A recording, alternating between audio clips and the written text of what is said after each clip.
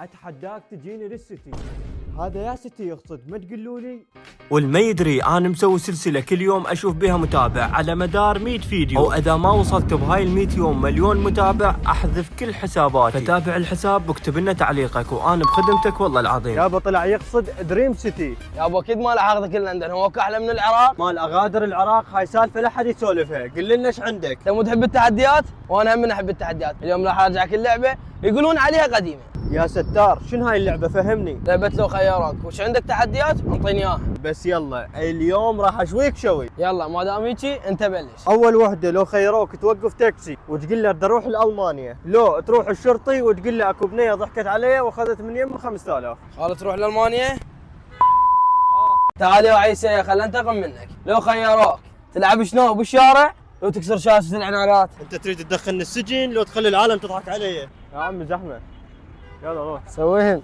يلا عيسى، 1 2 3 4 5 ما حشاف ما حشاف. يلا امشي يلا. شو ما حشاف. حان وقت الانتقام. لو خيروك تروح تنمطل بنص المول وتغني، لو تروح المطعم وتقول له اريد اكل ببلاش وغصبا ما عليك. عمان عنده عداوه وياك؟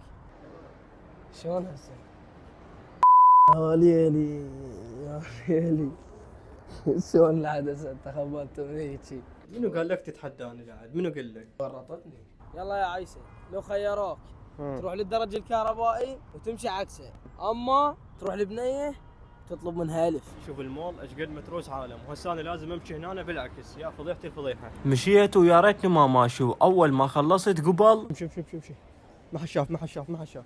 لو خيروك تخابر رقم غريب وتغلط عليه، لو تاكل فلفل حار وشرط الفلفل الحار انا اختار لك اياه حتى نتاكد انه حار.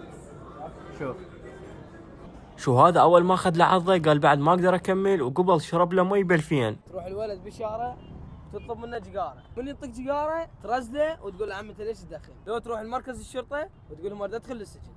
السلام عليكم. دخل سيجاره. انا اسالك سؤال. تفضل. ليش تدخن؟ شنو بكيفك؟